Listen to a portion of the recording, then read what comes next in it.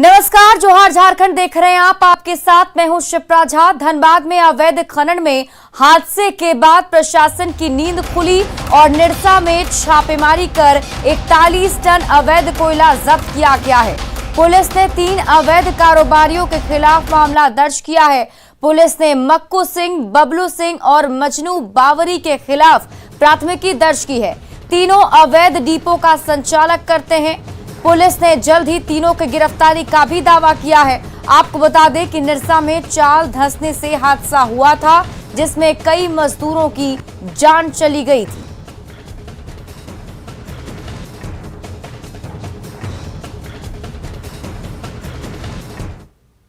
हमारे एसडीपीओ निरसा के नेतृत्व में एक टीम गठन किया गया और हम लोग जब छापामारी किए तो वहां से उस अवैध डिपो से, जिसके संचालक मक्कू सिंह, उसके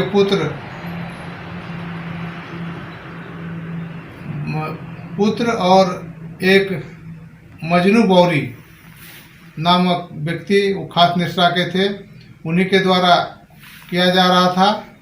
तो वहाँ पर हम लोगों को 41 टन कोयला बरामद हुआ। धनबाद के निरसा में कोयला का अवैध उत्खनन के दौरान ग्रामीणों की मौत का मामला अब राजनीतिक रूप धारण कर चुका है।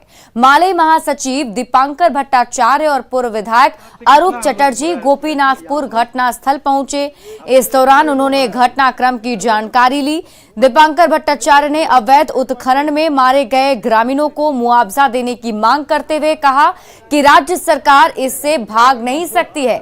आउटसोर्सिंग को रोकने की जरूरत है। और 3 बॉडी जो है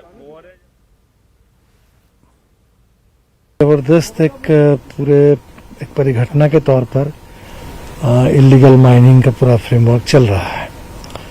और तो अभी तत्काल जो बात होनी चाहिए, कम से कम जो मौतें हुई, तो इन मौत की तो मान्यता मिलनी चाहिए। सरकार इससे भाग नहीं सकती।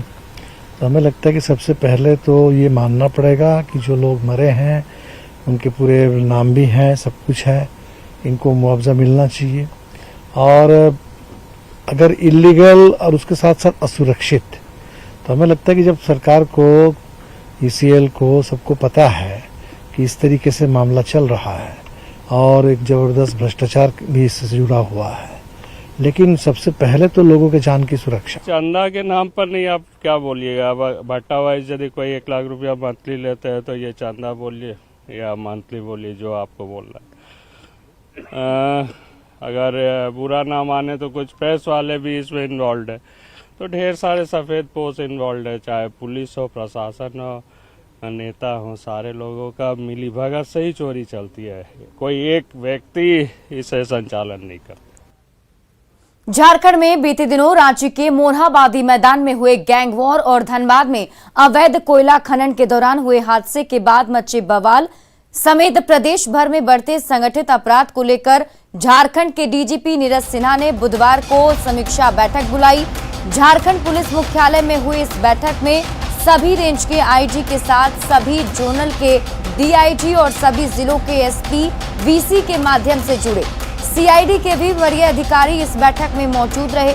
इस महत्वपूर्ण बैठक में न सिर्फ पेंडिंग केसेस की समीक्षा हुई, बल्कि संगठित अपराध के साथ साथ अवैध माइनिंग और अवैध कोयले की ढुलाई को लेकर भी लापरवाह थानेदारों पर कार्रवाई करने का फैसला लिया गया।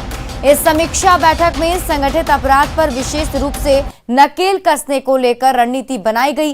सीआईडी के द्वारा संगठित आपराधिक गिरोह की सूची भी संबंधित जिलों के एसपी को उपलब्ध कराई गई है और उन पर कार्रवाई करने के साथ साथ उनके गुर्गों पर पैनी नजर रखने का भी निर्देश दिया गया है। वहीं प्रदेश में अवैध माइनिंग और अवैध बालू, पत्थर और कोयला ढुलाई का भी काम काफी तेजी से चलता है, जिसे लेकर भी डीजीपी ने सभी की जिम्मेवारी तय कर दी है।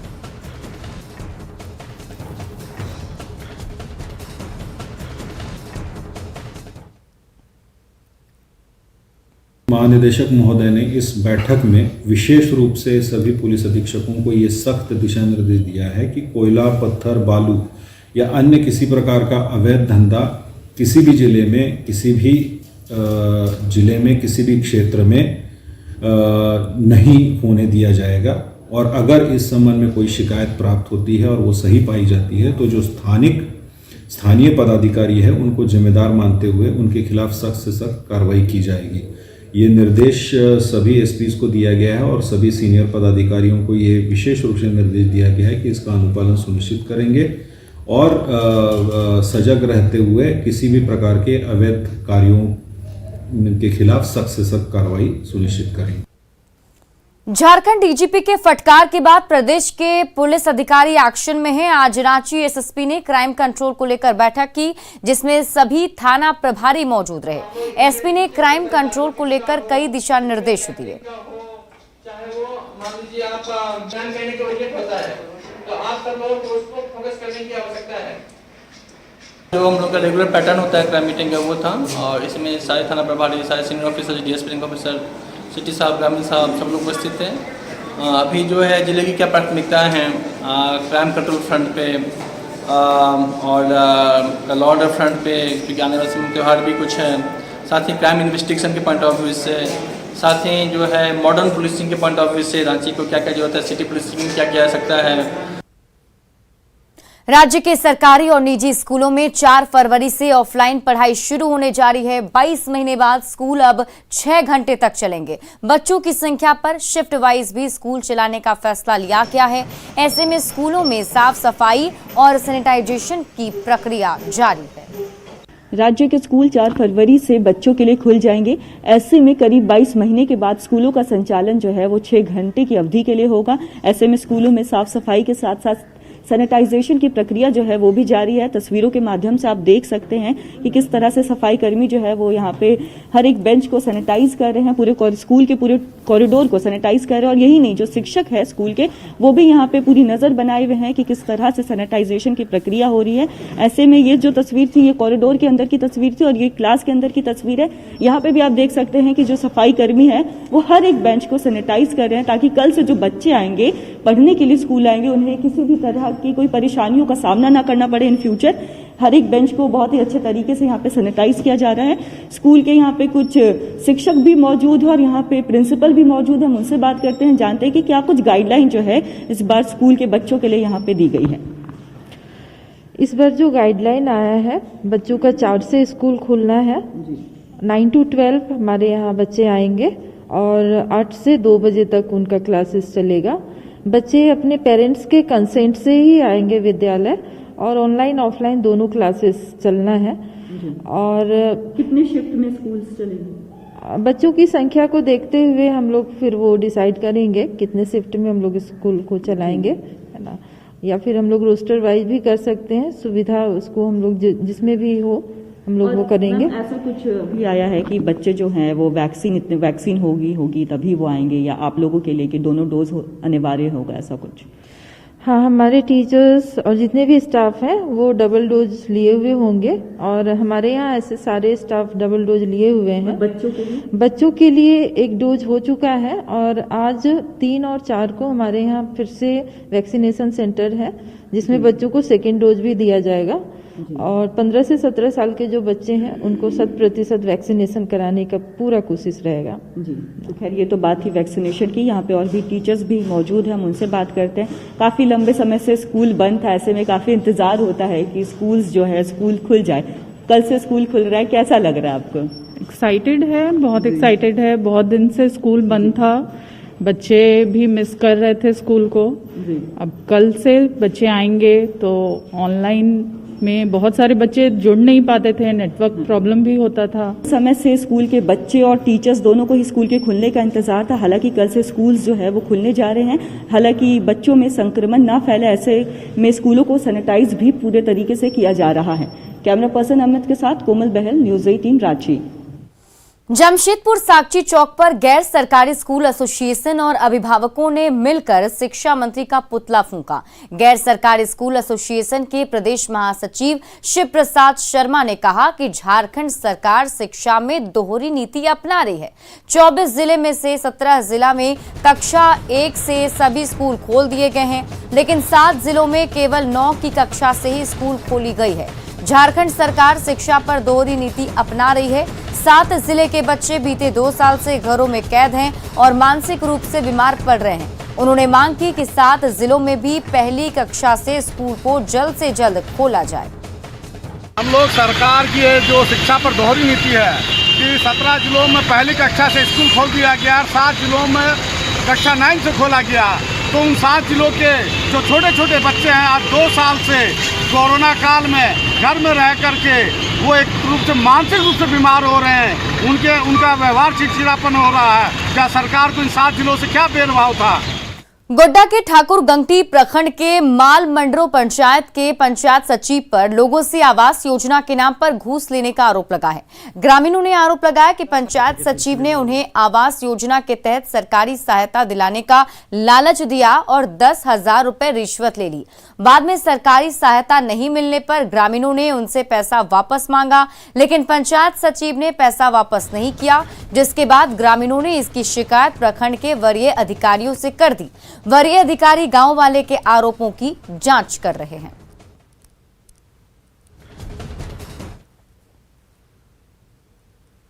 कुमार आया चेक करने आया, चलिए फोटो करेंगे, तो फोटो किया, बोला पैसा दीजिए 10,000 रुपया। फिर उसको बहुत तकलीफ से हम दिए हैं 10,000। फिर इतना दिन हो गया, 6 तारीख दिए हैं, अब तो कुछ सुनवाई नहीं हुआ है। अब जब बोल रहे हैं कि भैया हमारा पैसा वापस कीजिए, नहीं हुआ तो बोल रहा है पैसा तो नहीं मिलेगा, जो हुआ हो गया, पैसा नहीं मिलेगा। ग्राम सेवक जब आया यहाँ नज़दीक तो बोला 10,000 पैसा लगेगा नूनू। तो किसी तरह हम तो उसको पैसा दिए 10,000, 12,000 का सामान 10,000 में बेचे। उसके बाद बोलने लगा जब हमको दिए हैं, कब दिए हैं, किस जगह दिए हैं, हमको नहीं दिए हैं, पहचान रहे हैं। इसी तरह हमको डांट डपट किया मुखिया के सामने। ये आरोप लगाया गया था पंचायत सचिव पर कि उसने आवास स्वीकृति के लिए राशि की मांग की गई थी। इसमें 7 लोगों का नाम आया है जिसने क्लेम किया है।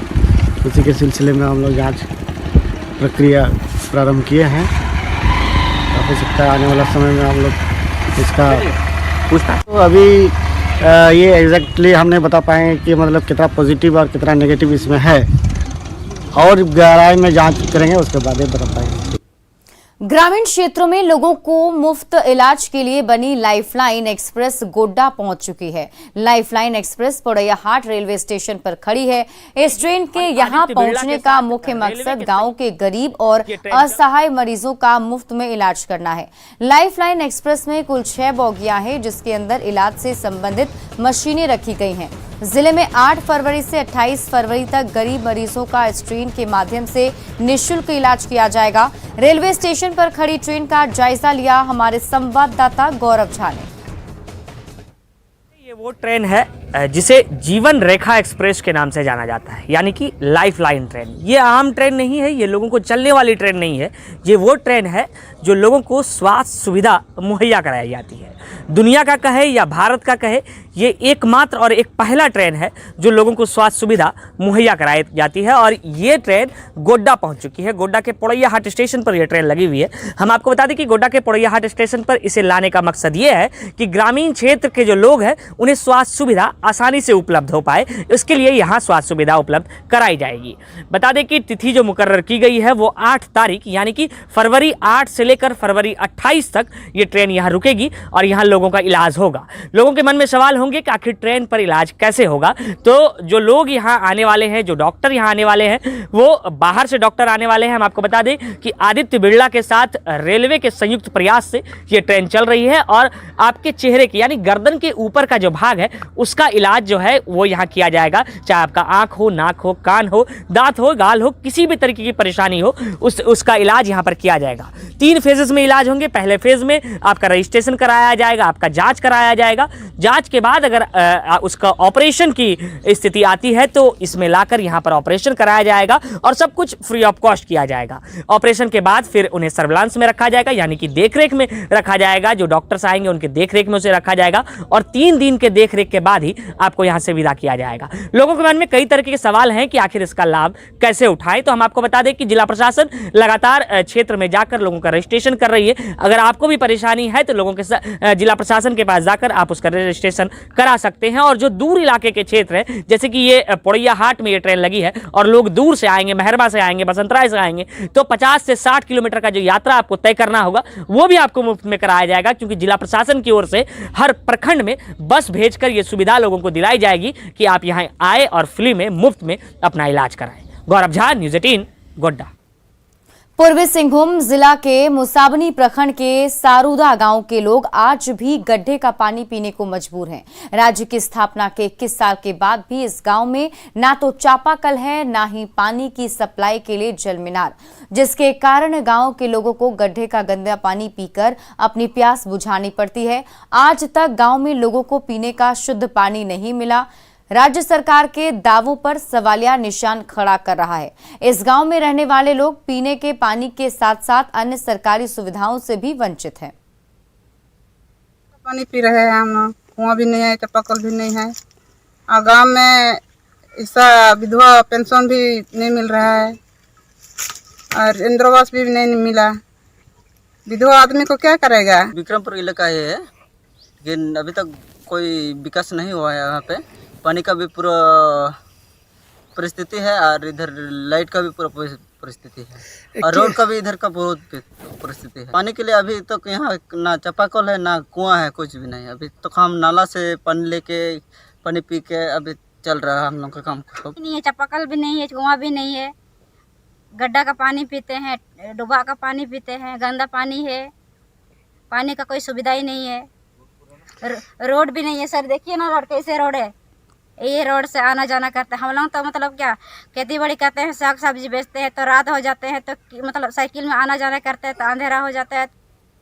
दुमका में करोड़ों की लागत से तैयार कृषि अनुसंधान केंद्र बदहाल स्थिति में है। कर्मचारियों की कमी के कारण किसानों को इसका लाभ नहीं मिल पा रहा है। अनुसंधान केंद्र में वैज्ञानिकों की कमी है, जिसके कारण कृषि शोध का काम बाधित है। सरकार ने कृषि शोध केंद्र का निर्माण संथाल परगना के 6 जिलों के साथ साथ गिरिडीह, बोकारो और कोडरमा जिले के किसानों को लाभ दिलाने के उद्देश्य से किया था, लेकिन सरकारी उदासीनता की वजह से किसान इसके लाभ से वंचित हैं। इस केंद्र के वर्तमान हालात का जायजा लिया हमारे सहयोगी नीतीश कुमार ने। कृषि अनुसंधान केंद्र की स्थापना तो कर दी गई, लेकिन जिस मकसद से इस कृषि अनुसंधान केंद्र का स्थापना किया गया था वो पूरा होता नहीं दिख रहा और बंद की कगार पर है। दुमका में कृषि अनुसंधान केंद्र का खोलने का यह मकसद था कि किसानों को एक बेहतर आधुनिक तकनीक खेती के बारे में दी जा सके, इसका इसलिए खोला गया था। आपको बता दें कि दुमका शहर के बीचों बीच लगभग ये 100 एकड़ ज़मीन पर अनुसंधान केंद्र फैला हुआ है। किसानों को आधुनिक तकनीक, उत्तम नस्ल के पौधे उपलब्ध कराना और मिट्टी की जांच कर बताना था कि इसकी गुणवत्ता कैसे बढ़ाई जाए। इसके साथ ही कौन सी फसल किस मिट्टी में बेहतर होगा, इसकी जानकारी भी उपलब्ध कराना इसका उद्देश्य था। लेकिन अब ये सभी अनुसंधान केंद्र बंद हैं। लाखों की लागत से बना यह मशीन जस का तस पड़ा हुआ है। हालांकि अगर यह अनुसंधान केंद्र फिर अगर खुल जाता है तो किसानों को सुविधा होगी और बेहतर जो किसानों के खेती का तकनीक है वो जान सकेंगे। न्यूज़ 18 दुमका, नीतीश कुमार। पाकुड़ के पाकुड़िया प्रखंड में जलापूर्ति के लिए बनी सोलर चलित जलापूर्ति योजना फेल होती दिखाई पड़ रही है। करोड़ों रुपए की लागत से तैयार हुई इस योजना से लोगों को लाभ नहीं मिल पा रहा है।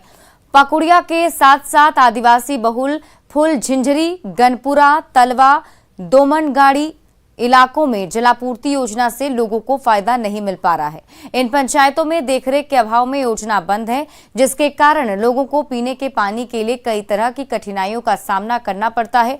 गौरतलब है कि राज्य सरकार की ओर से प्रखंड में लोगों को पीने का शुद्ध पानी मुहैया कराने के लिए सोलर चालित जलापूर्ति योजना का निर्माण किया गया था, जिसके देखरेख की जिम्मेदारी गाँव के मुखिया को सौंपी गई थी, लेकिन देखरेख के अभाव में योजना विफल साबित हो रही है। गाँव वालों के मुताबिक मुखिया की लापरवाही के कारण योजना फेल हो गई है और उन्हें पानी के लिए मुसीबतों का सामना करना पड़ता है। में हम लोग कुआं का पानी पी रहे हैं, जो सामने दिख रहा है।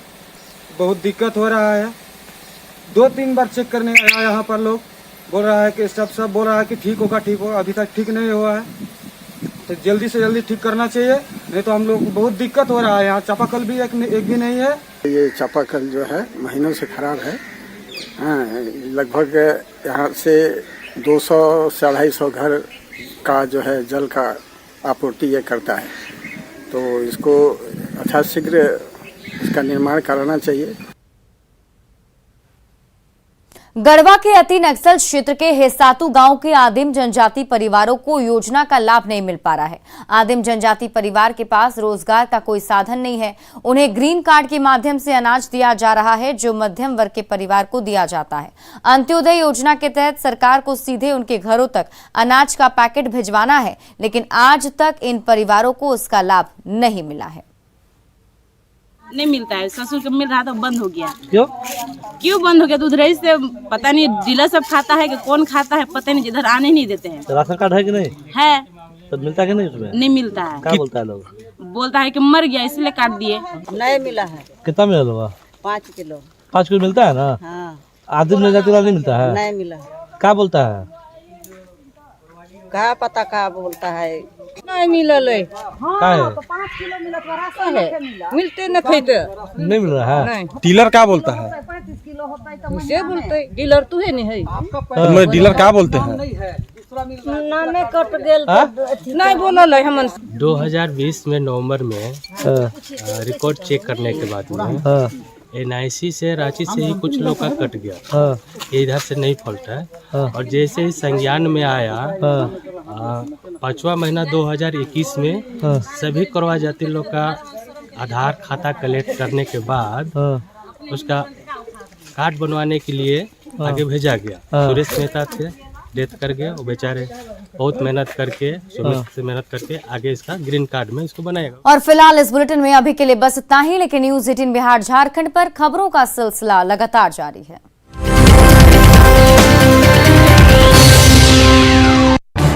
इस न्यूज हेडलाइंस के प्रायोजक पेट सफा आयुर्वेदिक